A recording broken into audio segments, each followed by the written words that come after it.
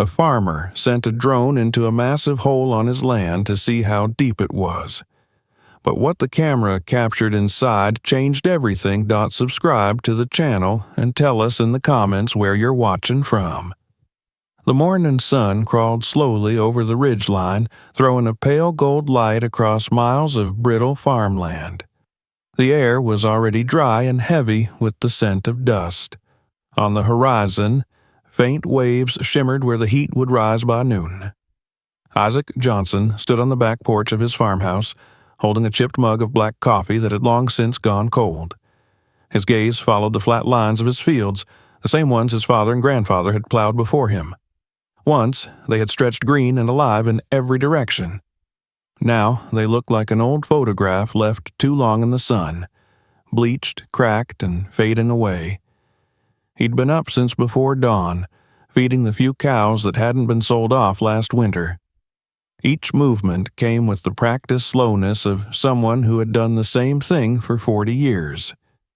The hinges of the barn door squealed in protest, the same way they had for months. Everything on the farm seemed to be fighting him lately. The land, the machines, the weather, even time itself seemed to have turned against him. His wife, Clara, had been gone for 5 years now, taken by an illness that grew as silently and ruthlessly as the drought.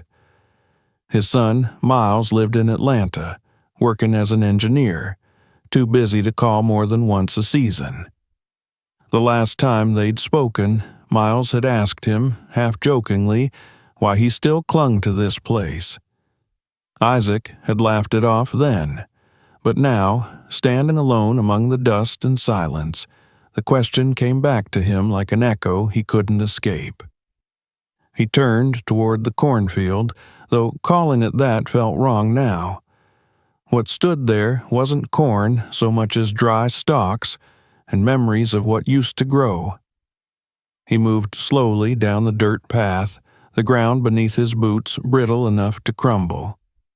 He could hear the faint ticking of insects, the metallic rattle of his tractor far off in the shed. The farm had once been alive with noise, Clara's voice calling from the kitchen window, the laughter of his son racing the dog through the rows, the hum of a combine in the distance.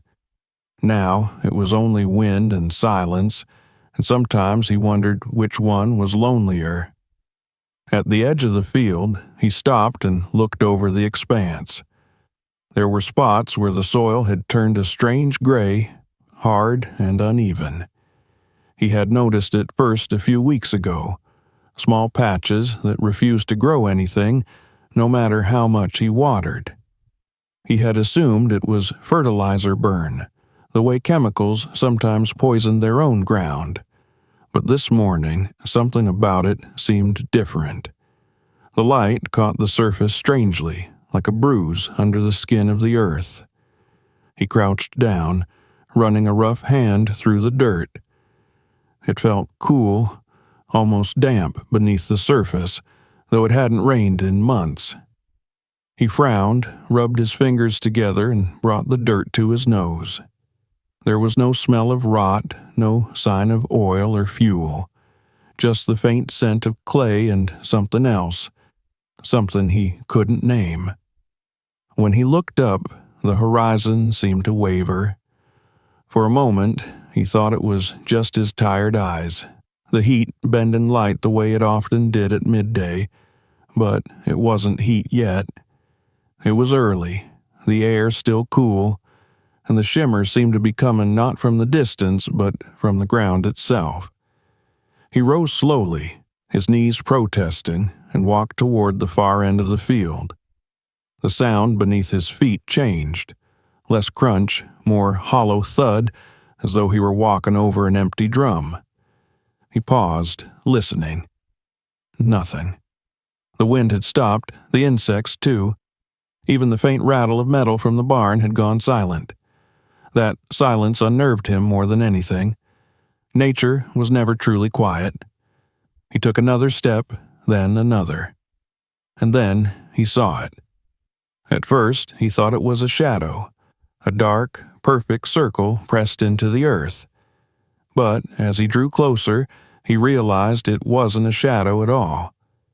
It was a hole. An enormous, perfectly round pit yawning in the middle of his lower field where he'd planted soy 2 summers ago. He stood at the edge, staring down. The hole was larger than his barn, at least 30 meters across. The rim was smooth, the soil carved away cleanly as though by some machine. Yet there were no tire tracks, no footprints, no signs of digging, just this impossible wound in the ground. He crouched, picked up a pebble from the rim, and tossed it in. He expected to hear something, the faint click of stone against rock, the rustle of loose soil, but there was nothing. No echo, no sound at all. The pebble simply vanished into the dark. He waited, holding his breath. Still nothing. The silence that came from that hole was heavier than any sound he'd ever heard. Isaac stepped back, uneasy. He circled part of the edge, peering down again. The sides were almost vertical, the soil packed tight. He couldn't see the bottom, not even a hint of one. The darkness inside seemed to swallow the light. The deeper he looked, the less he saw, until it felt as if his eyes were falling into it. He shook his head and straightened. Maybe it was an old sinkhole, he told himself. The land out here was full of limestone. The ground sometimes collapsed where underground rivers had eaten away the bedrock, but nothing about this looked natural. Sinkholes were jagged, uneven, chaotic. This was too perfect, too deliberate. He felt a chill climb up his back despite the heat rising from the field. The sun was higher now, beaten down, and yet the air around the hole felt cold. He rubbed his hands together and took another step back. The rim cracked slightly under his boot, a thin trickle of soil sliding into the void. Again, no sound of impact. It was like the earth itself had forgotten how to echo. He turned and walked back toward the house, glancing over his shoulder every few steps as if the pit might somehow follow him. From the porch, it was barely visible, a faint circle of darker earth against the pale field. It might have been a trick of the light if he hadn't stood at the edge himself. He set his mug on the railing, untouched, and wiped sweat from his forehead. His mind began to circle the practical questions: who to call, what it might cost, whether insurance covered something like this. The government barely cared about small farmers anymore. He doubted anyone from the county would bother. He went inside, fetched the phone, and dialed the sheriff's office. The line rang several times before someone answered. He explained what he'd found, trying to keep his voice calm, to make it sound like a rational report and not the confession of a man who might be losing his mind. The deputy promised to send someone to take a look. When Isaac hung up, he didn't feel any relief. He felt exposed, as though saying the words out loud had made the thing more real. He spent the next hour walking the perimeter of his field, trying to measure how far the damage went. There were small cracks in the soil radiating outward from the hole, like veins under pale skin. In places, the ground felt soft, uncertain. He marked a few with wooden stakes, more out of instinct than plan. The animals avoided that part of the land completely. His dog, a gray mutt named Rex, refused to cross the fence line, whining softly whenever Isaac got too close. By noon, the sun was blinding. He retreated into the shade of the barn and sat on an overturned bucket, staring toward the hole. From there, it was only a dark blemish on the horizon, but he couldn't shake the sense that it was watching him too. He tried to eat, but couldn't. Every sound, the creak of the rafters, the distant buzz of cicadas, felt amplified, as if the world itself were holding its breath. Late in the afternoon, the sheriff arrived.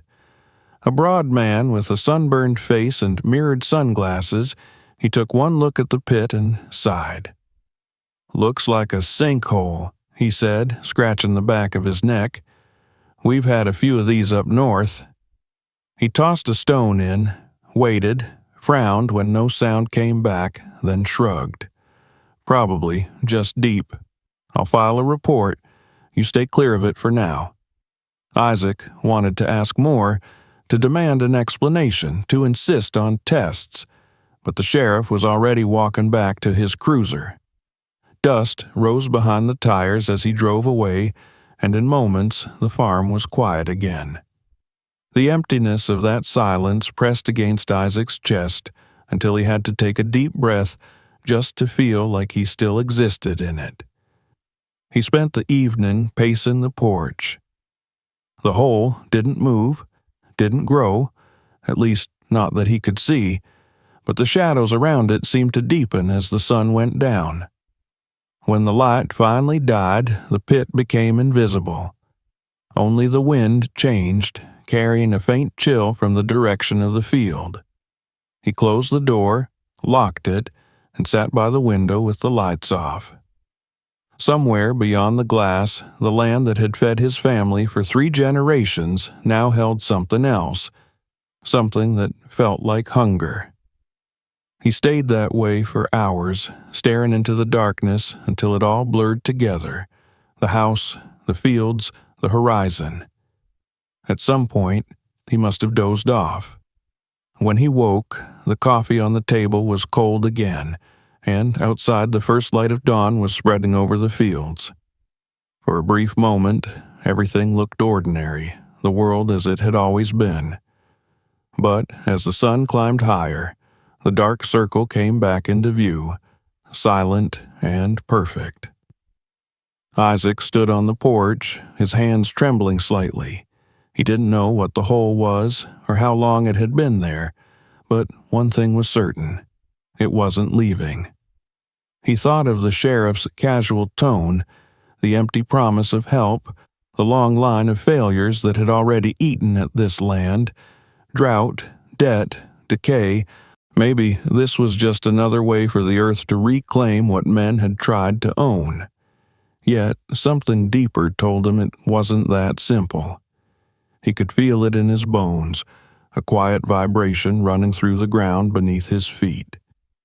He finished the coffee in one bitter swallow and set the cup down beside him. The hole waited out there, black and still, like a question the earth had asked and left unanswered. He turned toward the barn, the morning sun glinting off the rusted metal roof, and whispered to no one, "All right, then." It wasn't a decision, not yet, but the beginning of one. The land had opened its mouth, and he would have to learn what it meant. As he walked back towards the field, the wind rose again, bending the brittle stalks of corn in long, uneasy waves. The sound they made was like a whisper, or perhaps like breathing. The earth beneath him felt solid for now, but the memory of that hollow thud stayed with him, pulsing in time with his heartbeat.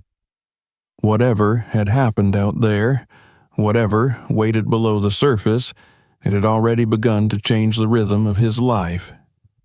He didn't look back at the house again. There was no comfort left in its walls, only the land mattered now, and the dark wound at its center. And as Isaac stepped once more into the trembling light of morning, he understood something he couldn't quite name, something that made the air taste like iron, and the ground under his boots feel thin, as though the world itself might give way beneath him at any moment. The land that had fed him all his life had turned against him, and yet, for reasons he could not explain, he could not look away.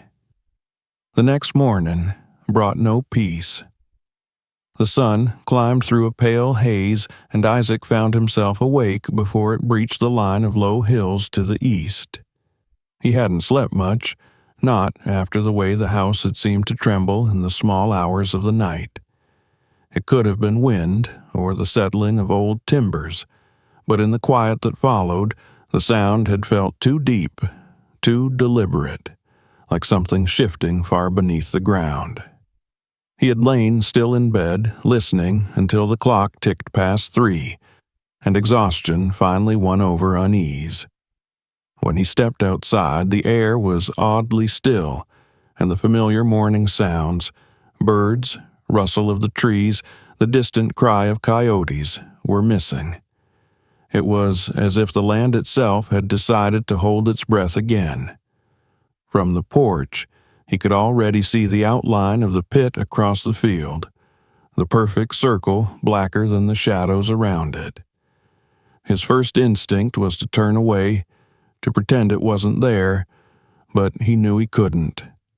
Not when that patch of land had been the part of his family for nearly a century. Whatever this was, it was happening on his soil, under his name. He pulled on his hat, took the truck keys, and drove down the narrow dirt path that cut through the field.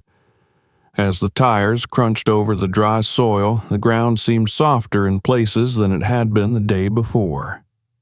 At one point, the truck tilted slightly to one side, and his heart jumped. He eased to a stop and stepped out. Up close, the cracks around the hole had widened overnight. The rim had slumped inward a little, eating a few more feet of land.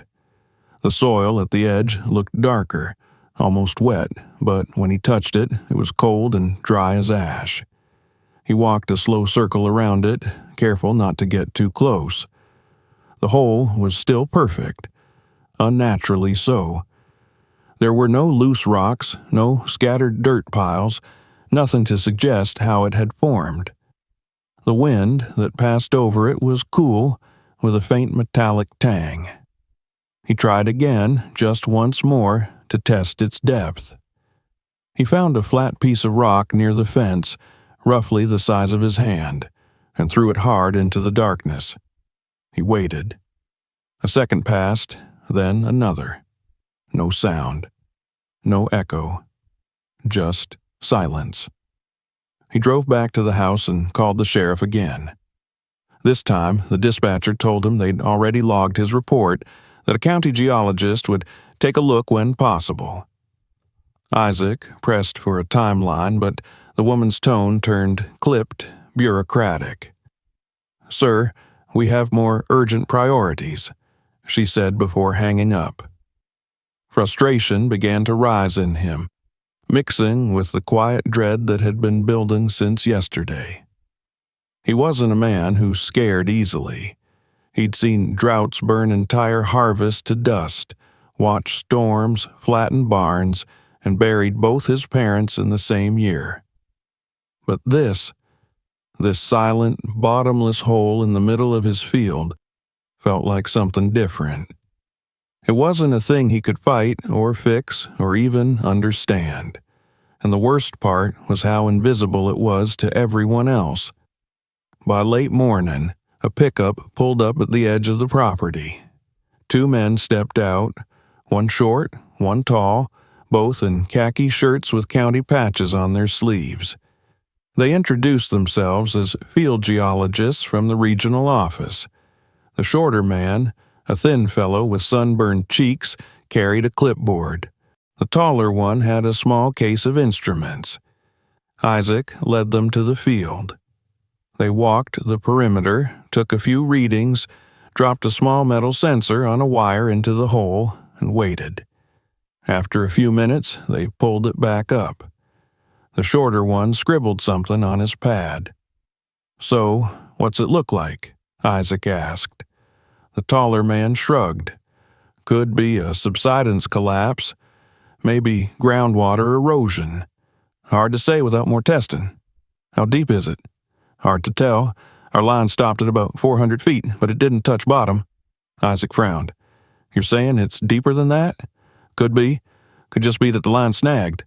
The shorter one looked uneasy. "We'll send the data to the office. Someone will follow up." "When?" Isaac asked. The 2 men exchanged a glance. "We can't say exactly. Maybe a week." Then they packed their things and left, dust trailing behind their truck as it disappeared down the road.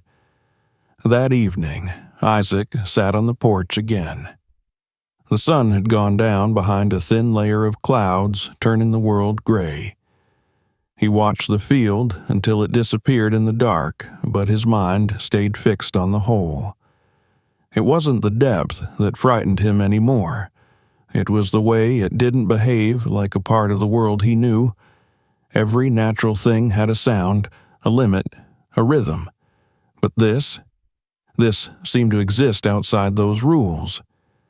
Just before midnight, he woke to a strange noise, a faint, distant scraping, like rocks shifting under pressure. The sound came from the direction of the field. He sat up in bed, heart pounding, and listened. The sound faded, then returned, louder, closer. The window pane trembled slightly. He got up, pulled on his boots, and stepped outside. The air was cool and still, but the night sky was unusually dark, with no moon visible. He walked toward the field with a flashlight. The beam caught the edges of dry grass, the glint of dew on barbed wire.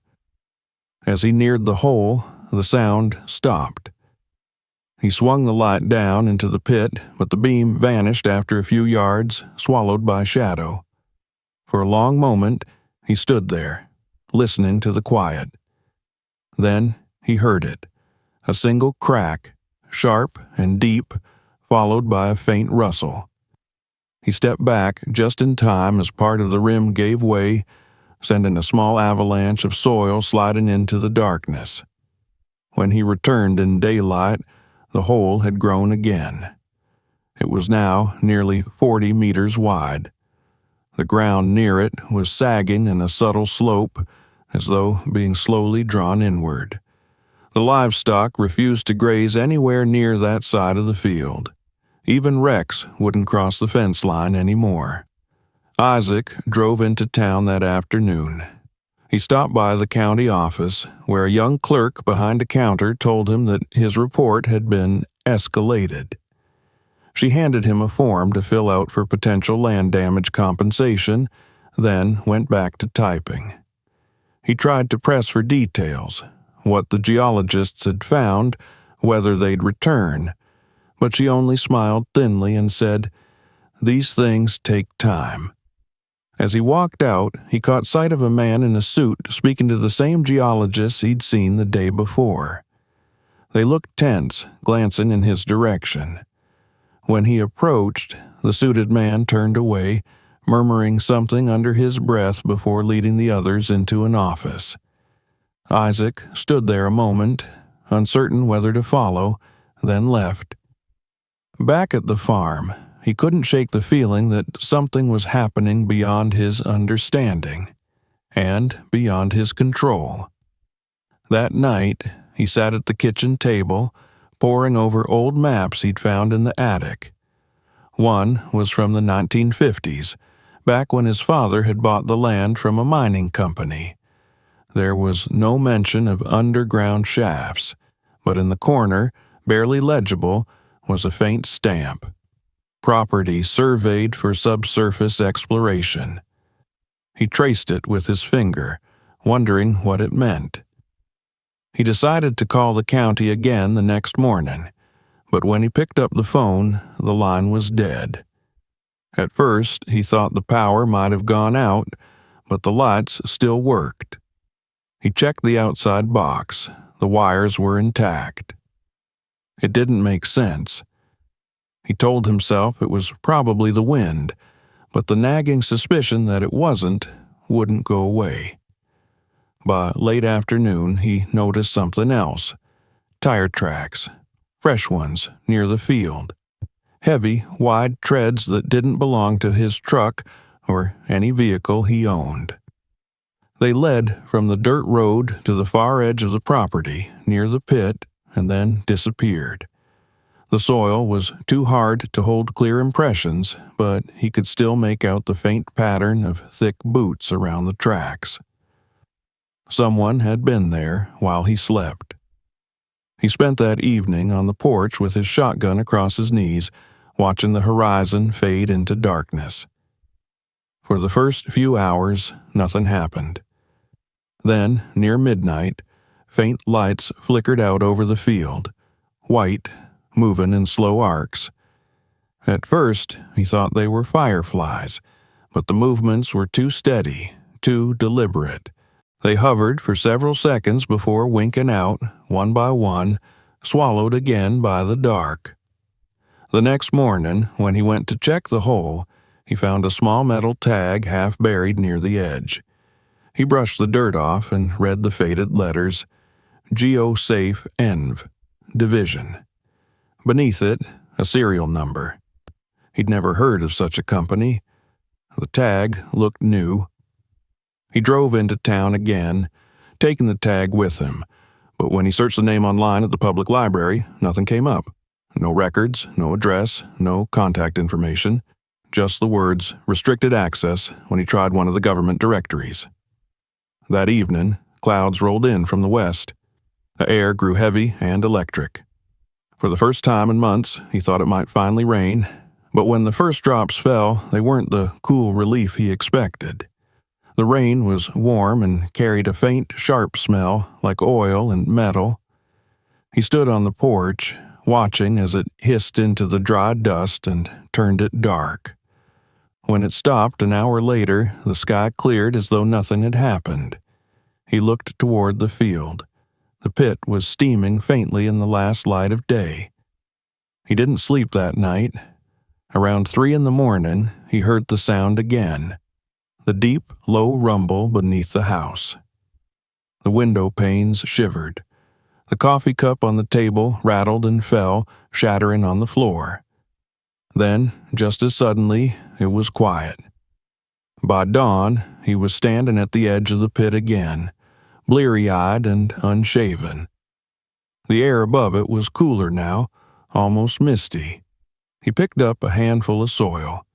It crumbled into his palm, fine as powder.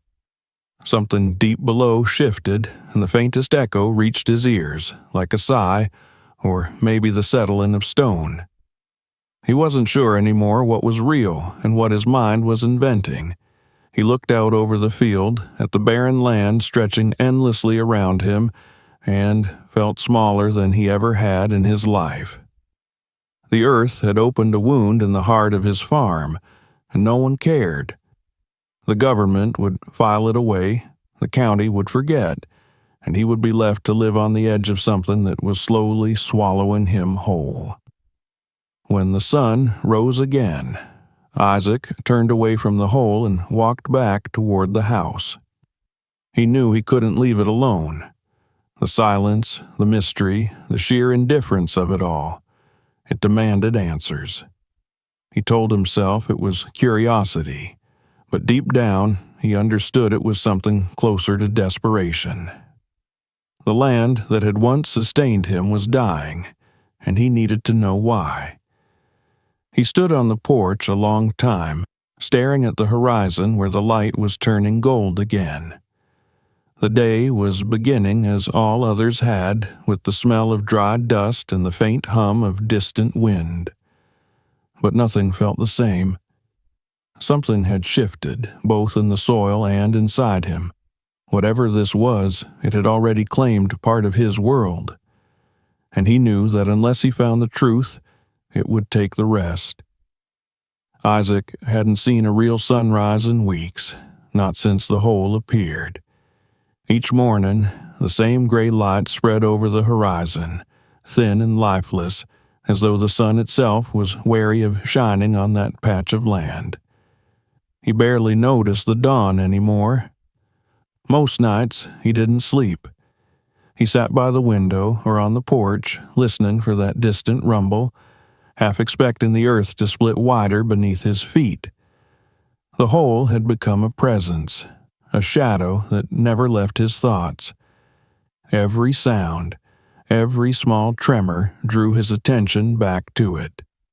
He'd begun marking the soil around its rim with stones, trying to measure its slow expansion, and each morning he found them shifted slightly, drawn a little closer to the void. It wasn't much, maybe a few inches a day, but it was enough to make him realize that the ground was moving, that something deep below was restless. He decided to try again with the drone. The first one had vanished into that darkness like a swallowed breath, but he couldn't let it go. The silence of the hole gnawed at him. He needed to see what lay inside, even if he didn't understand it. A part of him hoped it was something simple. A cave, an abandoned shaft, some geological quirk that science could explain. He told himself it was rational curiosity, though it felt more like obsession. He ordered a new drone from a hardware store 2 towns over, one with a stronger camera and a manual cable reel so he wouldn't lose the signal again. When it arrived, he spent an entire day modifying it. Reinforced propeller guards, extra lighting, a tethered wire connection running back to his laptop. The house filled with the smell of solder and metal. By the following morning, the sky had turned pale and still. The wind carried no sound from the fields. Isaac drove out to the edge of the pit, set up his gear, and started the drone. The faint whir of its blades broke the silence as it hovered over the rim. The lights from its undercarriage reflected against the smooth walls for a moment before it began to descend. He watched the screen carefully, guiding it lower, adjusting the light balance until the camera picked up the color of the soil. Brown fading to clay, then darker layers as it went deeper. At 50 feet, the screen flickered. The edges of the image began to warp slightly, as if the air below was distorting the signal. He adjusted the cable tension, steadied his hands, and continued lowering it. 100 feet. 200. The walls of the pit remained unnaturally smooth. There were no roots, no stones jutting out, no signs of collapse. They looked as if they'd been cut by something precise, something mechanical. He leaned closer to the screen. Then, around the 300-foot mark, the camera caught something that made him pause. A flash, quick and sharp like light glancing off metal. He froze the frame and played it back. The object appeared near the corner of the image, half buried in the side wall, a shape too regular to be rock. He zoomed in until the image blurred. It might have been a pipe or the edge of a metallic cylinder. But what was it doing there? No one had built anything under his land. There were no records, no old mines. He felt his chest tighten as the possibilities began to multiply in his mind. Some kind of forgotten storage, maybe, or worse, a dumping site, the kind corporations buried when nobody was watching. He swallowed hard and continued lowering the drone. At 400 feet, the temperature gauge on his laptop began to fluctuate. The readings jumped from 50 degrees to 30, then back again. He frowned, thinking it must be interference, but the numbers stabilized just as suddenly as they'd changed. Then came the sound, or what he thought was sound. It wasn't coming from the speakers, but from the cable reel itself, a faint vibration that traveled through the wire into his fingertips. He leaned closer, pressing the metal frame to his ear. It was rhythmic, almost like a heartbeat buried under miles of soil. He drew back, startled, but forced himself to keep watching. The screen grew darker the deeper the drone went, the lights fading into what seemed like endless shadow. He'd expected the signal to cut out by now, but it held, weak but steady. He couldn't tell how much farther the hole went, maybe thousands of feet, maybe more. The thought made his stomach twist. When the counter hit 500, he stopped. Enough. He pulled the joystick upward, and the drone began its slow ascent. The reel turned, the wire coiling back with a soft metallic hiss. When the drone finally broke the surface, Isaac exhaled for the first time in what felt like an hour. He shut down the engine, retrieved the data, and hurried back to the house. The footage replayed in his living room, flickering across the wall in grainy light. He paused on the metallic reflection again, zooming in as far as the pixels allowed. The image was small but undeniable, something man-made. He printed a still frame, scrawled the coordinates on the margin, and pinned it to the map above his desk. He couldn't stop thinking about it. If there was metal down there, someone had put it there. But who? The county? The government? His father had always said this land had secrets. They tested all kinds of things out here, he'd once told him, though Isaac had assumed he was talking about pesticides or irrigation pumps. Maybe it wasn't just talk. Maybe the old man had known something. He drove to the library the next morning, to the small local history room where the air smelled of old paper and mildew. For hours, he combed through county records, survey maps, land deeds. Most of it was worthless. Grain reports, boundary disputes, irrigation permits. Then, tucked inside an unlabeled folder, he found a photocopy of a geological survey dated 1961. It listed subsurface engineering assessments conducted for something called the Subsoil Defense Storage Initiative. The document didn't mention what they were storing, only that several test sites had been drilled in the region.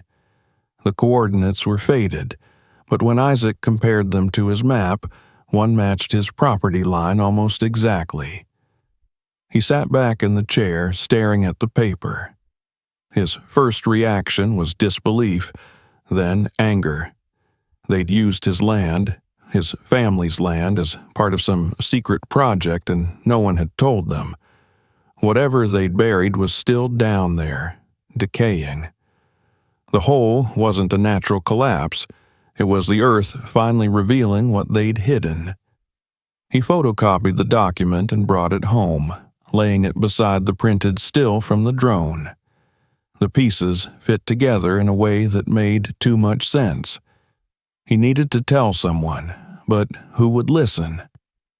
The county had already dismissed him once, and he wasn't naive enough to think the federal government would care about a small-town farmer's concerns. Still, he wrote an email to the state environmental office, attaching the photo and the coordinates. Then he sent another to a local newspaper reporter whose articles he'd read about pollution in the river. He didn't expect much, but it felt better to act than to sit and wait. 2 days passed with no response. On the third morning, he went out to the field again and saw something that made his skin crawl. Tracks, fresh ones. Large, heavy tire impressions cutting across his land, leading straight to the pit. The marks were too wide for his truck, and the mud packed into them was still damp from dew. He knelt down, tracing one with his fingers. Whoever it was had been there within hours. He followed the tracks to the edge of the hole. The soil there was disturbed, flattened as if by equipment. He found the remains of cigarette butts, a few footprints in thick-soled boots, and something metallic glinting in the grass. It was a small fragment of metal, smooth on one side, stamped with a series of numbers and letters. GSNV04. The same prefix he'd seen on the tag he found before. He slipped it into his pocket, his pulse quickening. That night, he couldn't bring himself to stay inside. He sat in the truck with the lights off, watching the field. The moon hung low, pale and thin, washing the land in silver light. The hole was invisible from where he sat, but he could feel it out there, as if the air itself bent toward it. Around midnight, faint lights appeared again, this time closer. They moved slowly across the ground, white beams like those from flashlights or headlamps. He watched in silence, gripping the steering wheel. There were at least 3 of them, maybe 4, moving deliberately around the pit. Then, one by one, they went out. Isaac waited another hour before stepping out. The night was quiet again. He walked to the edge of the field, but there was no one there. Only the faint smell of fuel and the cold whisper of wind. He turned his light on the soil and saw new footprints leading away toward the dirt road. Whoever they were, they'd been careful, but not careful enough. He barely slept that night. When dawn broke, he drove into town again, this time to the county office. He demanded to see the report from the Geological Survey team. The clerk, a young woman with tired eyes, gave him the same rehearsed answer. The results are pending analysis. When he pressed harder, she frowned and lowered her voice. "Look," she said, "sometimes these things take time. Maybe just stay off that part of your land for now." He left without another word. On his way back, he stopped at a diner for coffee. The waitress, a middle-aged woman who'd known him for years, asked about the farm. He almost told her, but something stopped him. When he looked up, he saw two men sitting at the counter, both wearing khaki jackets, both watching him a little too closely. He finished his coffee, left a few dollars on the table, and walked out without meeting their eyes. That evening, he checked the hole again. The drone had been stored in the shed, but when he went to retrieve it, he found the box empty. The cable reel and laptop were still there, untouched, but the drone was gone. There were no signs of forced entry. The lock on the shed door wasn't broken, it had simply been opened. He stood there for a long time, the weight of it settling in. Someone had been inside his property, taken what they wanted, and left without a trace. By the time night came, the sky was heavy and low. A single flash of lightning lit up the horizon, followed by a distant rumble. The storm never reached him. It hovered miles away, the thunder rolling endlessly in the distance. He sat on the porch, staring into the darkness where the hole lay hidden, thinking about the men, the trucks, the missing drone. The pattern was becoming clear. They'd buried something under his land decades ago, and now that it was surfacing, they'd come to cover it up again. The following morning, when he returned to the field, he found something that made his hands go cold. The hole was smaller. The edges had been filled with gravel, compacted and leveled. It looked almost ordinary, as though the earth had healed overnight. But Isaac knew better. He knelt down and picked up a handful of the gravel. It was coarse and sharp-edged, freshly laid. He could still smell the scent of diesel and machinery in the air. They'd done it while he slept. They had covered it up. He looked around the field, half expecting to see them watching from the road, but there was no one. Only the quiet expanse of farmland stretching to the horizon. He dropped the gravel and stood there for a long time, the wind tugging at his jacket. The land was calm again, pretending nothing had happened. But the silence was worse than before. It wasn't the stillness of peace, it was the stillness of something buried alive. When he finally turned to leave, he noticed a piece of paper nailed to his fence post. No signature, no letterhead, just 4 words scrawled in black ink. "Do not dig again." He read it twice, then folded it carefully and slipped it into his pocket. The message was clear enough, but standing there under the pale morning sky, Isaac felt something shift inside him. The fear that had kept him quiet for weeks hardened into resolve. They might have filled the hole, but he knew what he'd seen. The truth was down there, sealed beneath his land, and no one was going to erase it. As he walked back toward the house, the sun broke through the clouds for a brief moment, casting long shadows across the field. The light reached the patch where the pit had been, and for an instant he thought he saw the surface move, a faint ripple like the earth exhaling. He blinked and it was gone, but the feeling stayed with him all the way to the porch. Whatever was buried beneath his farm wasn't finished yet, and neither was he. The morning after the gravel appeared, Isaac awoke with the sense that someone had been standing outside his window. The dream clung to him as he rose, heavy and gray, the details already slipping away, but the feeling clear. A weight on his chest, the suffocating certainty of being watched. When he stepped out onto the porch, the farm seemed unnaturally still. The air hung low and damp, smelling faintly of metal. The field beyond looked the same, the horizon hazed in a weak light, but something in the silence made the hair on his arms rise. Even the dog, usually restless at dawn, stayed under the porch with its ears back, refusing to move. He walked out toward the field, his boots crunching over the dry grass.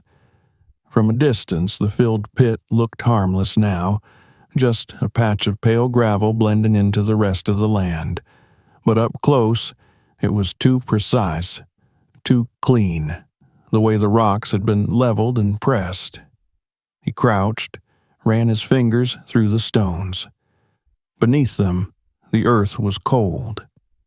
He dug with his hand until he hit a layer of compacted soil that felt harder than it should. It wasn't natural. Someone had used machinery to seal it. He straightened slowly, scanning the horizon. There were tire tracks again, deeper this time, cutting across the field and vanishing near the road. He followed them with his eyes until he noticed something he hadn't seen before. A small metal post half buried near the edge of the property. A warning sign, bright yellow, reading, "Caution, Hazard Zone." No one had asked his permission to put it there. No one had told him anything. His throat tightened as he realized how quickly control had been taken from him. This was still his land, but it no longer felt like it. He spent the morning pacing between the house and the field, unable to shake the feeling of intrusion. Around midday, he heard the distant hum of engines. A line of trucks appeared at the far end of the road, white vehicles with no logos except a small circular emblem he couldn't make out from where he stood. They stopped just beyond his fence. 6 men stepped out, wearing bright orange vests and hard hats, the kind used by survey crews or construction workers. But they didn't move like ordinary laborers. Their gestures were clipped, practiced, their eyes hidden behind dark glasses.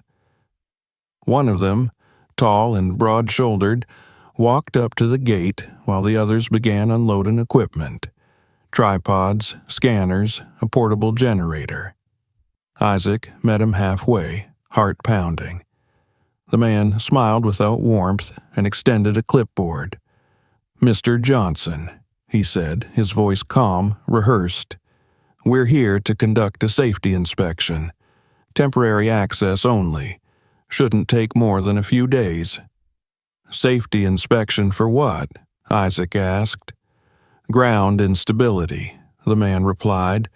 "We received reports of a potential sinkhole on your property. We're authorized to secure the area until it's deemed safe." "I already reported that weeks ago. The county said they'd send someone. You don't look like county." The man's smile didn't change. "We're contracted through a federal safety program, GeoSafe Environmental Division." He gestured toward the trucks. "Standard protocol, nothing to worry about." Isaac's eyes flicked to the equipment being set up near the gravel patch. They were placing stakes around the perimeter, hammering them deep into the soil, then stringing bright red tape between them. "You can't just come in here," he said. "This is private property." "Your cooperation is appreciated," the man replied, his tone still polite but harder now. "We'll make sure you're compensated if any temporary restrictions affect your operations." "I don't want compensation," Isaac said. "I want answers." The man nodded once, then turned away, speaking quietly into a radio clipped to his vest. Within minutes, 2 more trucks arrived, carrying rolls of chain-link fencing. The men worked quickly, driving posts into the ground, enclosing the pit and a large section of the field. When Isaac tried to approach, one of them stepped in his path. "Sir, for your safety, please stay back." He stood there, fists clenched, as they fenced off the land that had belonged to his family for 3 generations. The sun climbed high, burning down on his neck, but he couldn't move. The sound of metal clanging against metal filled the air, followed by the rhythmic thud of post drivers. By afternoon, a tall fence surrounded nearly an acre of his field, topped with a line of barbed wire. A new sign hung on the gate: "Restricted area, authorized personnel only." When the men finally finished, the tall one approached him again. "We appreciate your cooperation," he said. "This is just temporary. Once our assessment is complete, we'll restore access. In the meantime, please refrain from entering this section of your property. It's for your protection." Isaac stared at him, speechless. "You can't just block me out of my own land," he said finally. The man's expression didn't change. "Mr. Johnson, with all due respect, this is for your safety. We're dealing with a geological hazard that could collapse at any time. You wouldn't want to get caught in that, would you?" The words were measured, but beneath them was a quiet threat. Isaac said nothing. The man offered a curt nod, turned, and joined the others. By sunset, the trucks were gone, leaving behind the fence, the signs, and an emptiness that seemed to hum with quiet menace. He walked along the perimeter, gripping the wire until it bit into his palms. The pit, his pit, was hidden behind the fence, the gravel inside faintly glowing under the dying light. He wanted to tear the whole thing down, but exhaustion held him back. He could feel eyes on him even now. Somewhere, someone was watching. That night, he tried to sleep but couldn't. Around midnight, the sound of engines returned, low and distant. He got up, pulled on his jacket, and stepped outside. The air smelled of rain, though the sky was clear. He walked towards the fence, keeping low in the grass. Lights flickered beyond it, white beams sweeping slowly across the field. He crouched behind a hay bale and watched as figures in protective suits moved around the pit, their faces hidden behind visors. They carried large metal containers, which they lowered carefully into the ground through a hole they dug in the gravel. He strained to hear their voices, but caught only fragments.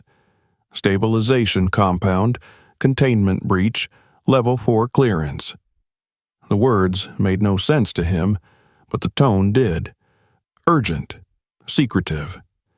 This wasn't about safety. They were covering something up.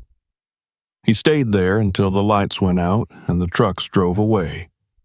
When he finally returned to the house, his hands were shaking. He poured himself a drink and sat by the window until dawn, the taste of metal still lingering in his throat. By morning, he'd made up his mind.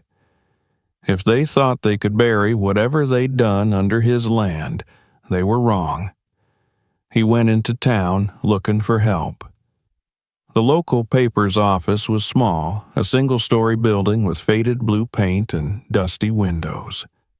The editor, a middle-aged man named Sanders, listened patiently as Isaac told him everything: the hole, the men, the fence, the midnight trucks. Sanders didn't interrupt, just scribbled notes and nodded occasionally. When Isaac finished, there was a long silence. "That's quite a story," Sanders said finally. "You got proof?" Isaac hesitated. "Not anymore. They took my drone, but I saw them. I have photos of the fence, the trucks, the signs." Sanders sighed.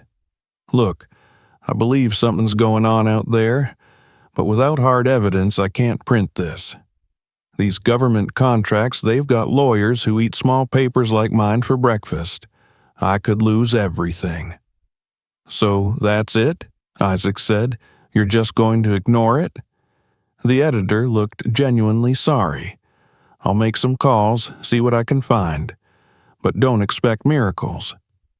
When Isaac returned home, the sky was the color of lead. The wind had picked up, carrying the smell of ozone. As he pulled into the drive, he noticed a black SUV parked near his gate. 2 men in plain clothes stood beside it, talking quietly. When they saw him, they smiled politely. One approached, flashing a badge that caught the weak sunlight. "Mr. Johnson," the man said, "I'm Agent Reed, Department of Environmental Oversight. We're here to discuss the situation on your property." Isaac's heart pounded. "You people already discussed it. You fenced off my land without asking." Reed kept his tone even. "That was a precaution. We understand your frustration, but this is a matter of public safety. There's no need for alarm." "Then why are you here?" The agent's smile tightened. "We'd like to make you an offer. The government is prepared to compensate you for temporary relocation while our operation concludes. You'll receive regular payments, and your property will be maintained at no cost to you." Isaac stared at him. "You want me to leave?" "Just for a while," Reed said. "A few weeks, maybe a month. Think of it as a vacation." "I'm not going anywhere." Reed sighed softly. "Mr. Johnson, this is bigger than you think. You don't want to get involved. There are risks." "I've been living with the risks," Isaac snapped. "You think I'm blind? You've been out here at night, hauling things into that hole. What are you hiding?" The other man stepped closer, his expression hardening. Reed raised a hand to stop him. "No one's hiding anything, but if you stay here, you could complicate matters, and we'd hate for that to happen." The words were calm, but the meaning was unmistakable. Isaac felt the blood drain from his face. He turned away without answering. When he looked back, the SUV was already driving off, leaving a trail of dust in the air. That night he found another envelope on his porch. Inside was a typed letter. "Final notice. Failure to comply with relocation request may result in legal action." Beneath it, in smaller print, a single line. "Remember, Mr. Johnson, safety first." He sat there in the dark, the letter trembling in his hands. They'd taken his land, his evidence, and now they wanted him gone. He thought of his father, who'd spent his whole life fighting droughts, taxes, and banks to keep this place alive. Isaac had always promised himself he'd never abandon it. But now the ground itself had turned against him, or perhaps the people who controlled it had. The following morning, heavy machinery arrived. 2 excavators, a crane, and another line of unmarked trucks. The noise shattered the stillness as the machines roared to life. He watched from the porch, powerless, as men in hard hats dug into the gravel, filling the hole completely this time with layers of compacted soil and concrete. By sunset, the pit was gone, replaced by a smooth, gray slab. When the last truck drove away, he walked to the edge of the new foundation. The concrete was still damp, glistening in the fading light. He crouched and pressed his palm against it. The surface was warm, almost feverish. Beneath it, he could feel the faintest vibration, like something still alive, still moving deep below. He stood there until the stars came out, the cool night wind whispering through the grass. They had taken his field, his freedom, his truth, but they hadn't taken his memory. He turned toward the house, a quiet determination forming inside him. They could bury the hole, but they couldn't bury what he'd seen. And as he walked back through the dark, the hum beneath the earth followed him, soft and steady, like a reminder that nothing buried ever stays that way forever. By the time the first frost came, the field no longer looked like his. From the porch, the once familiar patch of brown and green had turned into a flat gray scar, a dead place that swallowed sunlight. The concrete slab shimmered faintly in the cold morning light, and each time Isaac looked at it, he thought of the earth beneath, buried but not silent. The air had changed too. There was a metallic edge to it, sharp and chemical, a taste that lingered on the tongue and made water from the well bitter. Even the few remaining trees near the fence seemed to lean away from the patch, their bark cracked and pale. Nothing about the land felt alive anymore. He had lived through droughts, storms, fires, and years of bad harvests, but this slow, invisible death felt different. It wasn't nature reclaiming what was hers. It was something else consuming her from below. He kept expecting the men to come back, but weeks passed and no trucks returned. The fence remained, the signs still bright and clean, but the place was quiet. Too quiet. He tried to go back to work, to focus on what was left of his life, the machinery that needed repair, the cattle that needed feeding. But each task fell apart halfway through. Every sound carried him back to the silence under that concrete. He could feel it, like a weight pressing on his ribs, pulling his attention downward. The house creaked at night in strange rhythms, the floorboards trembling faintly, and sometimes he woke certain that the vibrations came from the ground itself.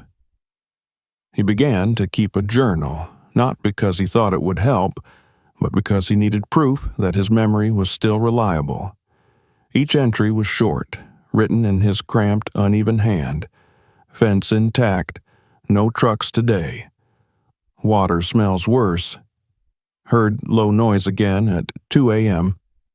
He filled 3 pages in the first week, mostly with observations that looked meaningless in the light of day. Yet, when he read them back, he could see a pattern. A slow increase in the frequency of the noises, small cracks appearing in the ground around the slab, discoloration spreading through the nearby soil. He took photos, printed them out, labeled each one with the date. Then he sent a package to a regional environmental agency in Olympia, with a letter detailing what he'd seen. The envelope came back unopened 2 weeks later, stamped, returned to sender. He called the number for the local news station, left a message for a reporter he'd seen on television once talking about illegal dumping sites. No one called back. He began to realize that whatever was happening out here, it wasn't meant to be fixed. It was meant to be forgotten. The only person who still returned his calls was Luis Bryant, the retired geologist he'd met months earlier. When Isaac told him about the concrete, the fence, and the night trucks, Luis went quiet for a long moment. Then he said, "I told you they wouldn't stop once they started. This isn't the first time." His voice was weary, hesitant, as though each word cost him something. "What are they hiding, Luis?" Isaac asked. There was a pause on the other end of the line, filled with static. "I worked for a private contractor in the 60s, Luis said finally. Back then, they were digging deep, way deeper than regulations allowed. They were burying something, maybe chemical waste, maybe worse.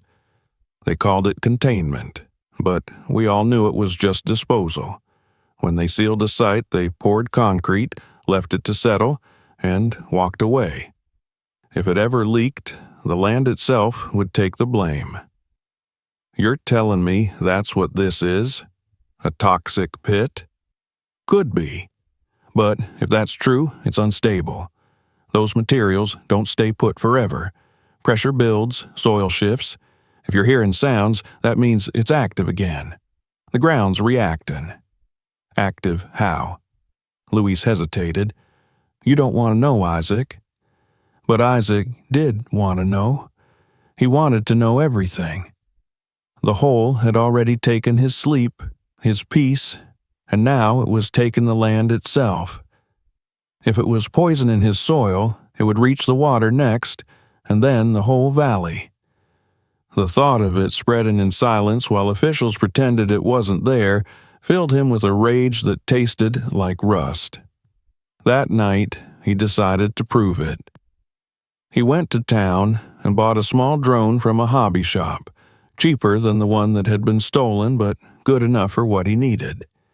He attached a thermal camera, an old one he'd salvaged from a contractor's auction, and a portable sensor to detect heat and radiation.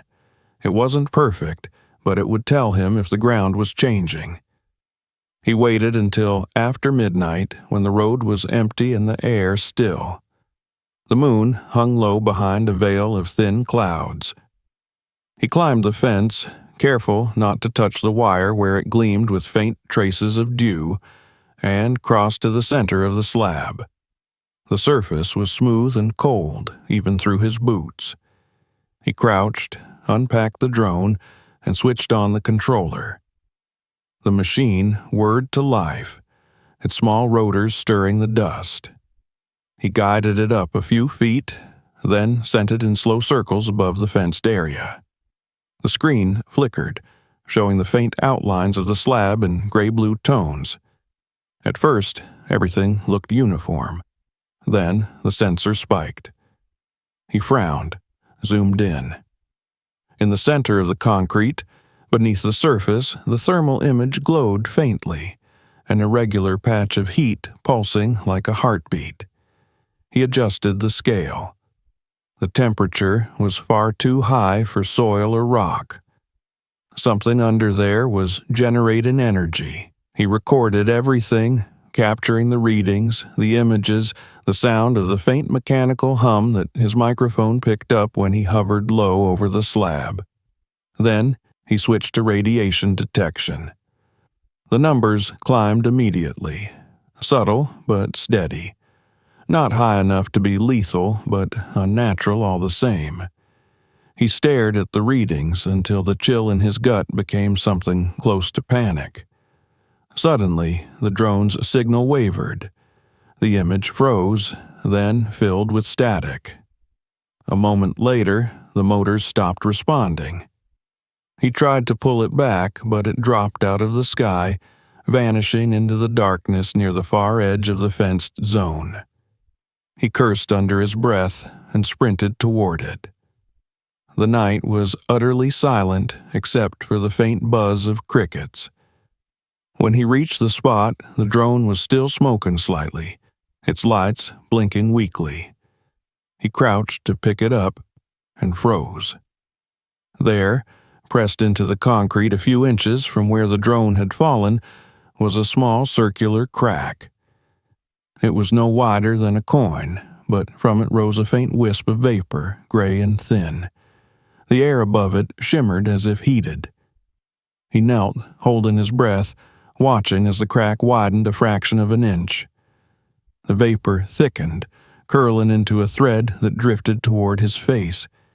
The smell hit him instantly, acrid, chemical, like burnt plastic and decay. He stumbled back, coughing, his eyes watering. The vapor dissipated quickly, leaving behind a faint discoloration on the concrete, a dark ring that hadn't been there before. He backed away, heart hammering, clutching the drone to his chest. Whatever they had buried was breaking through. The slab was failing. He knew it without question. He climbed back over the fence, gasping for air, and didn't stop until he was inside the house with the door locked behind him. He spent the rest of the night hunched over the kitchen table, examining the drone's footage frame by frame. The final seconds before the crash showed something strange, a flicker of movement beneath the surface, a distortion like ripples in water. He rewound it again and again, trying to understand, until exhaustion finally pulled him under. When he woke in daylight, the first thing he noticed was the smell. It had seeped into the air overnight, faint but unmistakable, the same sharp synthetic odor from the vapor. He went outside, holding his breath. The wind carried it toward the house from the direction of the field. His heart sank. The fumes were spreading. He called Luis again, his voice shaking. "It's leaking," he said. "Whatever's down there, it's coming out." Luis's tone was grim. "Then it's worse than I thought. You need to get out of there, Isaac, right now." "I can't just leave. This is my land." "If it's toxic, it's not your land anymore. You can't fight chemicals with pride. They'll bury you along with the rest of it." But Isaac wasn't listening anymore. He hung up, staring out the window toward the fenced-off field. The world outside shimmered faintly in the heat, though the air was cold. He could see the vapor now, a thin mist rising from the cracks, barely visible but real. By afternoon, he drove into town again, carrying the footage, the thermal readings, and the photos. He went first to the local news station. The receptionist barely looked up before telling him the reporter he wanted was on assignment. He waited for hours, but no one came. Then he tried the sheriff's office. The deputy at the front desk listened politely before saying it wasn't their jurisdiction. "Environmental matters go through the feds," she said. "You should have left it to them in the first place." When he returned home, a black sedan was parked by his gate. Two men stood beside it, one smoking, the other on a phone. They looked up when he stopped his truck. The smoker smiled thinly and waved him over. "Mr. Johnson," he said, "we need to speak with you." Isaac didn't move. "Who are you?" "Department of Environmental Oversight," the man said smoothly. "You were advised not to conduct unauthorized testing. That drone you were flying last night, it interfered with our monitoring equipment. That's a federal offense." Isaac's mouth went dry. "Monitoring equipment? You mean the stuff you buried down there? The stuff that's leaking into my air?" The man's smile faded. "Sir, I'm going to ask you to calm down. We have the situation under control. If you'd just cooperate, this can all be resolved quietly." He took a step forward. "You're poisoning my land." "Your land," the man said softly, "belongs to the United States of America now. You'll be fairly compensated, but if you continue to interfere, you'll face serious consequences." Isaac turned and walked away, his legs shaking, his jaw clenched so tightly it hurt. He could feel their eyes on his back as he climbed into the truck. The engine roared to life, and for a moment he considered driving straight through the fence, tearing the whole thing down, forcing the truth into the open. But then he thought of Luis's warning, of the smell in the air, and stopped. There were battles that could be fought, and ones that could only be survived. That night, he sat in the living room with all the windows open, letting the cold air sweep through. The smell of chemicals lingered, faint but constant. Somewhere in the distance, a dog barked and then went silent. He stared at the stack of printed photos on the table, the glowing heat beneath the concrete, the vapor rising, the cracks spreading like veins. He gathered them all into a folder, sealed it, and wrote a single word on the front: proof. He didn't know who would believe him, but he would keep trying until someone did. The whole might be gone, buried under concrete and lies, but the truth was still alive beneath it, burning slowly through the layers of earth. And Isaac Johnson, for all his loneliness and fear, was not done yet. The land was dying, and he was the only one left who could hear it scream. The wind changed that week, and with it came a silence that felt unnatural even for that part of Washington. The birds were gone entirely now. Not a single one had been seen or heard near the Johnson property since the concrete was poured. Isaac noticed it first at dawn when he stepped outside expecting to hear the usual rustle in the trees, the distant calls from the river. Instead, There was nothing but the hollow whisper of air moving through dry grass. It was the kind of silence that pressed against the ears that felt heavier than noise. And beneath it, faint but constant, there was the hum. A low, steady vibration that rose from under the slab and spread through the soil like a slow pulse. It was almost inaudible unless you stood very still, but once heard, it could not be unheard. He had begun recording it.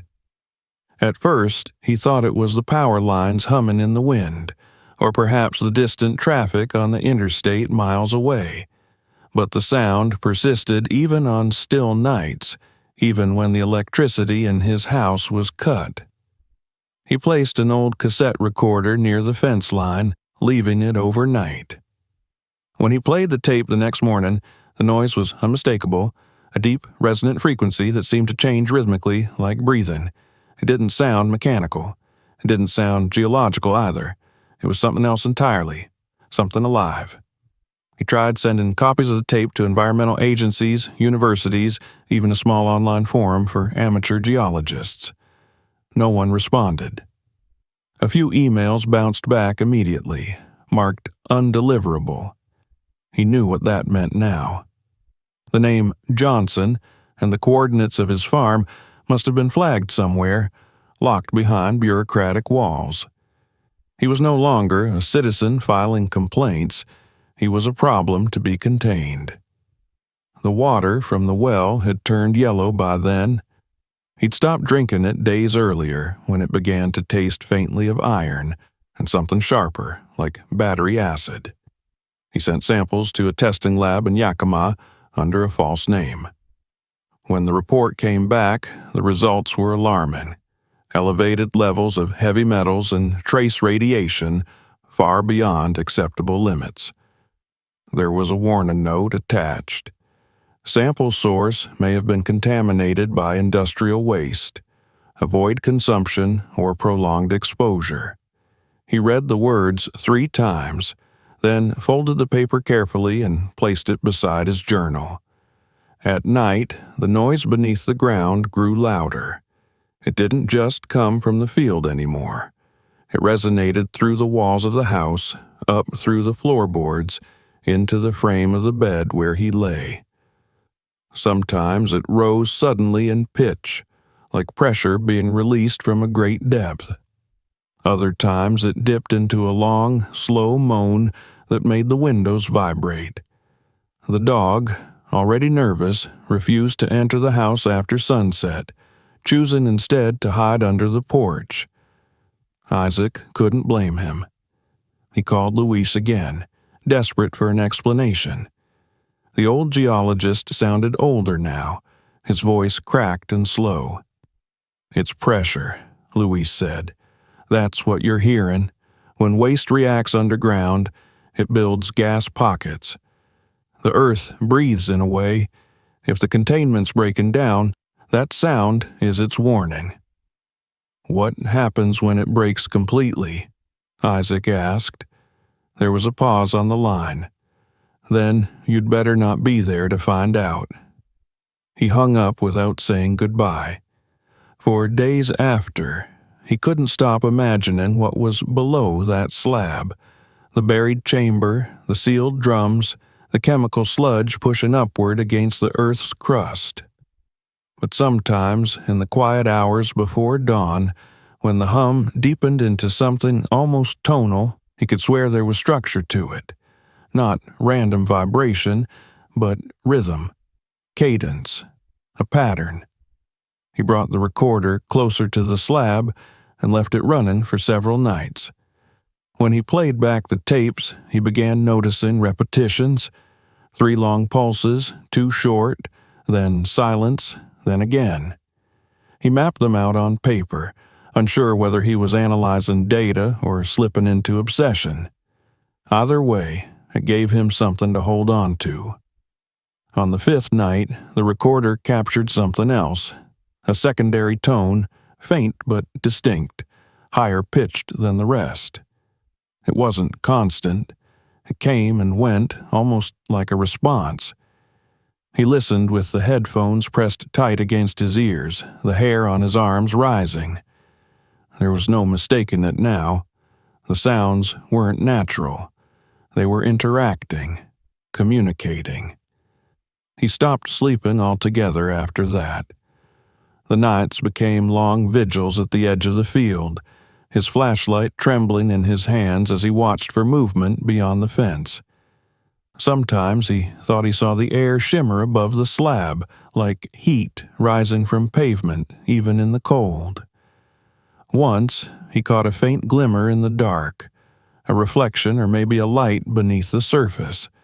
But when he blinked, it was gone. The fumes worsened as the weeks passed. They didn't rise visibly anymore, but the smell clung to everything. The clothes he wore, the walls of the house, even the inside of his mouth. His head ached constantly. When he looked at his reflection, he saw a man hollowed out by sleeplessness, his eyes sunken and red, his skin ashen. He started coughing, a deep, dry sound that made his ribs ache. He thought about going to a hospital but stopped himself. What would he tell them? That the ground beneath his farm was alive and whispering through the concrete? They'd lock him up long before they investigated. It was near the end of November when the first tremor hit. It was small, just a brief shaking that rattled the dishes in the kitchen and sent dust falling from the rafters. He stood in the doorway, gripping the frame, and waited for it to pass. It did, leaving behind a heavier silence than before. When he stepped outside, the air felt wrong. The sky was pale gray, the kind of color that erased the horizon. He looked toward the field. The fence was intact, but one of the warning signs had fallen, lying face down in the dirt. The slab, from a distance, looked unchanged, but as he approached, he saw a thin, dark crack running across its center. He dropped to his knees beside it. The fissure was hairline at first, barely wide enough to fit a blade of grass, but it stretched the entire width of the concrete. When he touched it, the surface was warm, almost hot. He drew his hand back quickly, heart racing. Beneath him, the hum shifted, growing louder for a brief moment before settling again. He ran to the house, grabbed his camera, and took as many pictures as he could. Then he sat down at the table, pulled out his notebook, and began to write. His handwriting was frantic, the pen trembling in his fingers. 11:23, crack appeared, warm to touch, sound increasing, air thicker, smell worse, feel pressure in ground like heartbeat. He underlined the word heartbeat 3 times. That night, another tremor came, stronger this time. He woke to the sound of glass breaking and the low groan of wood under strain. The floor shuddered beneath his feet as he stumbled to the door. Outside, the wind had risen, carrying a faint metallic whine. The fence rattled in the darkness. Then came the noise, louder than ever, a deep, resonant roar that seemed to come from everywhere at once. It built and built until the air itself vibrated, until his teeth ached from the sound. Then, as suddenly as it began, it stopped. He stood there in the stillness, his breath clouding in the cold, listening to the faint echo of the hum fading into the ground. When it was gone, the silence that followed felt immense, bottomless. The next morning, he returned to the field. The crack in the slab had widened. A faint mist hovered above it, shimmering in the weak sunlight. Around the edges, the soil had turned black. He felt dizzy as he approached, the air thick with that sharp, electric smell. He crouched to take another sample, sealing the soil in a glass jar. As he straightened, he noticed something strange. The fence gate was open. He could have sworn he'd locked it the night before. He turned, scanning the field. There were footprints in the mud, boot prints deep and fresh, leading from the gate to the slab and back again. His pulse quickened. Someone had been here during the night, maybe while the tremor struck. He followed the tracks to the road, but they vanished where the gravel began. There were no tire marks, no evidence of a vehicle. Whoever it was had come on foot. That evening, just before dusk, a truck appeared on the road. It was the same black vehicle he'd seen before, the one with the tinted windows. It slowed near his gate but didn't stop. The driver's silhouette was visible for an instant before the vehicle rolled past and disappeared into the distance. He sat on the porch long after dark, the jar of black soil on the table beside him. The dog whined quietly under the steps, restless. He tried to calm it, but even his own voice sounded hollow. Somewhere beneath his feet, faint and steady, the hum began again. He closed his eyes and listened. There was rhythm in it still, but slower now, heavier. It pulsed through the ground, through the wood of the porch, into his bones. And in that vibration he could feel something shifting, something vast and deliberate far below the surface. It wasn't pressure, it wasn't gas, it was motion. The thought rooted itself in his mind and would not leave. The earth was moving, not collapsing, not breaking, but opening. He stood, grabbed the flashlight, and walked back to the fence one last time. The night was still, moonless, the air dense and cold. The beam of light cut through the dark, falling across the slab. The mist was gone now, but the crack had grown wider. The edges glistened as if wet, and faint wisps of vapor still curled upward. He crouched near the gap, holding the light close. From within the crack came a faint sound, not the hum this time, but something higher, something that almost resembled a voice. Not words exactly, but tones, rising and falling, faint and distant. It reminded him of wind blowing through a narrow canyon, or of breath drawn deep through a hollow pipe. He leaned closer, straining to hear. The sound grew clearer, a tremor of rhythm beneath the tone. It wasn't random. It wasn't noise. He stumbled back, heart pounding. The ground beneath his boots quivered slightly, as if reacting to his movement. The light flickered in his hand. For the first time since the day he found the hole, he felt not fear, but understanding. A terrible, certain understanding that whatever was beneath his land had never been dead, never inert. The concrete had not sealed it. It had only held it still long enough to wake. He turned and ran back toward the house, the hum swelling behind him, rising into the night like the voice of the earth itself, deep and resonant and endless. By the next morning, the field was no longer still. The ground had shifted overnight, subtle but visible, the kind of movement that only someone who knew the land by heart would notice. The fence posts leaned slightly toward the center, the soil around their bases cracked and dry. The air carried that same faint metallic tang, but now it mixed with something new, something older, like the smell that follows lightning when it strikes too close. Isaac stood at the window for a long time before stepping outside. The house was cold. The electricity had gone out again sometime during the night. He didn't bother trying the lights. He already knew they wouldn't come back on. The world beyond the glass seemed drained of color.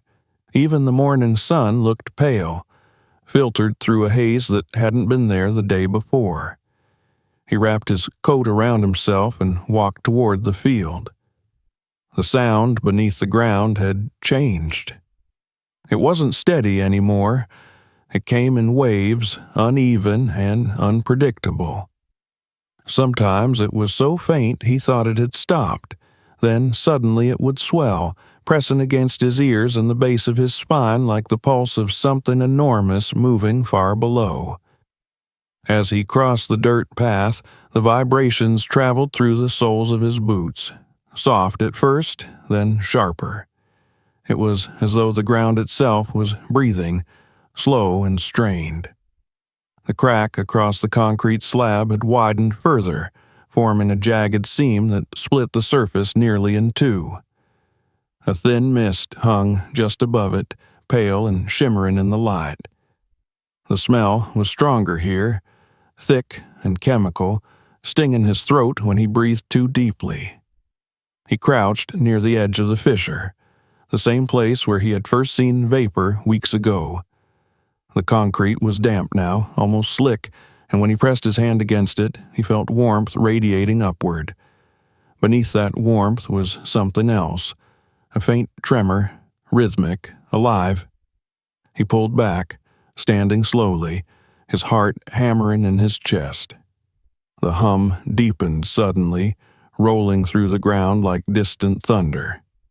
He staggered, looking around for something to hold on to, but there was nothing but open field.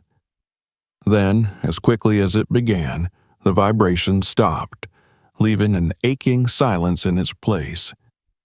The quiet was so absolute that the ringing in his ears seemed deafening. Isaac knew then that something had broken loose. The air around him felt charged, almost electric, as if the atmosphere itself had been altered. He turned and looked toward the distant ridge where the tree line met the horizon. A faint shimmer danced there, a distortion in the air like heat rising from pavement, even though the morning was bitterly cold. He blinked, and it was gone. He hurried back to the house, locking the door behind him, as though that thin layer of wood could protect him from whatever was stirring beneath the earth. The dog barked from under the porch, restless and afraid. Isaac poured himself a glass of water from the tap, but the liquid came out cloudy with a faint yellow tint. He dumped it into the sink and turned the handle again. This time, nothing came out. For the rest of the day, he wandered through the house, unable to concentrate.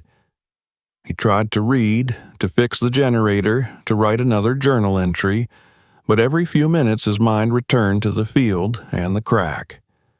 He replayed the recordings from his cassette machine, listening to the low-frequency tones over and over again. At first, they were just background noise, a steady hum, but as he listened longer, he began to notice layers. Faint harmonics, patterns that rose and fell in sequence. The intervals between them weren't random. They formed shapes when plotted on the paper he used to mark them, a spiral looping outward, never intersecting itself. He didn't know what it meant, but the realization made him shiver. It was too precise to be coincidence. By nightfall, the power still hadn't returned. He lit an old kerosene lamp and sat by the kitchen window, staring out at the dark. The sky above the fields was unusually clear, the stars sharper and closer than he had ever seen them. He could almost imagine the whole valley suspended in space, the air stretched thin between the ground and the heavens. The hum had stopped entirely now, and in that silence he found no comfort. It was the kind of silence that waits before a storm. Just after midnight, the sound returned, but not from below. This time it came from outside, from the direction of the road. Engines. He rose slowly, moving to the front door, careful not to make noise. Through the curtains, he saw lights, headlamps cutting through the fog, moving in a slow, deliberate line toward his gate. He counted at least 3 vehicles, maybe more. The same black SUVs he had seen before, their paint gleaming faintly in the moonlight. They stopped near the fence. Doors opened. Figures stepped out. 5, maybe 6 men, all in dark clothing, their faces hidden under caps. They spoke in low voices, pointing flashlights toward the fenced-off area. Then the beam of one light swung toward the house, and Isaac froze. He stepped back, holding his breath. The light lingered on the windows for several seconds before moving away. He crept toward the back door, grabbed his coat, and slipped outside through the shadows. The cold air hit his face, sharp and clean. He moved slowly through the tall grass, circling wide around the field until he reached the far edge where the fence met the trees. From there, he could see them clearly. They had opened the gate and were working near the slab, kneeling, setting up equipment. Metal cases, cables, some kind of scanning device that emitted a faint blue glow. One of them carried a handheld monitor, watching it intently. A few minutes later, one of the men signaled to the others. They all stepped back.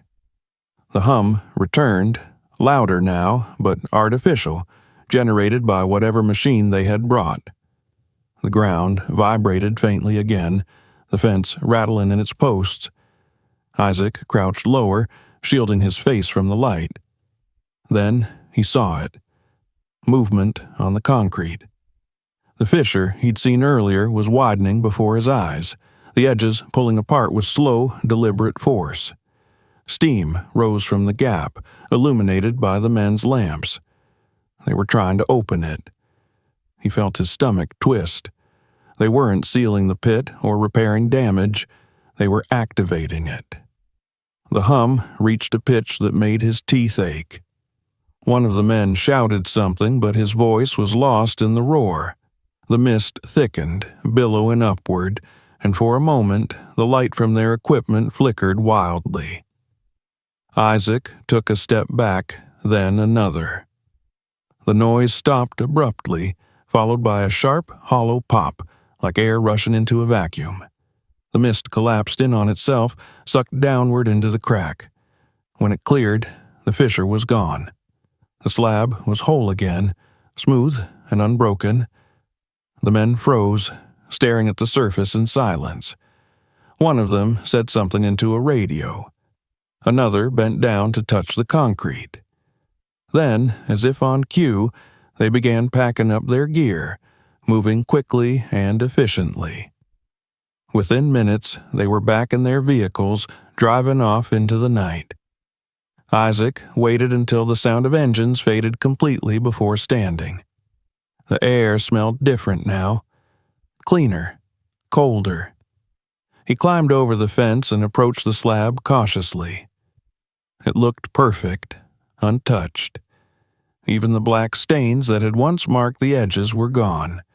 But when he laid his palm against the surface, it was warm again, faintly throbbing beneath his hand. He stood there for a long time, staring down at the smooth gray expanse that had once been his field. A part of him wanted to believe it was over, that whatever they had done had sealed it for good. But deep down, he knew better. He could feel it in the rhythm under his skin, in the way the air seemed to vibrate even in stillness. They hadn't fixed anything. They had woken it again. When he returned to the house, dawn was beginning to break. The sky was streaked with pale red, and a light frost covered the grass. He poured the last of his coffee grounds into a pot and sat at the table, staring at the steam rising from the cup. His thoughts felt distant, disconnected. He tried to remember how many days it had been since he'd last slept more than an hour at a time. His body was tired, but his mind refused to rest. Each time he closed his eyes, he saw the fissure splitting open again, the steam rising, the light flickering beneath the concrete. That afternoon, a letter arrived. No postage, no return address, just his name printed neatly on the envelope. He opened it carefully. Inside was a single sheet of paper with a short message typed in black ink. Evacuation notice effective immediately. Containment measures underway. Do not return to site. He stared at it for a long time, then folded it and set it aside.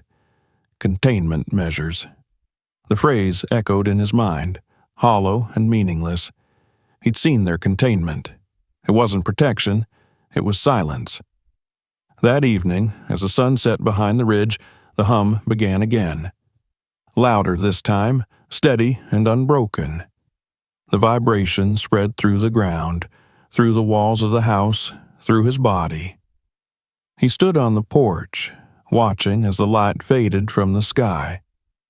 The air shimmered faintly above the field, rippling like water. And then, from deep beneath the earth, came a sound that froze him where he stood, a single, long exhale, low and resonant, like the earth itself breathing out after a long sleep. The windows rattled. The dog howled once and fell silent. Isaac gripped the railing, staring into the growing darkness. He didn't know what they had buried there, or what they had tried to awaken. All he knew was that the silence that had once defined his land was gone, replaced by the endless, living sound of something vast and unseen moving just below the surface. And as the hum grew louder, merging with the wind and the pulse of his own heartbeat, he realized the truth he had been avoiding for weeks. The hole had never been just a hole. It had always been a mouth, and now it was beginning to breathe again. If you found this story as chilling as we did, don't forget to hit subscribe. There are more true mysteries and hidden stories waiting for you. Watch our next video for another case that's even darker. And share this one with someone who thinks they've heard it all. They haven't.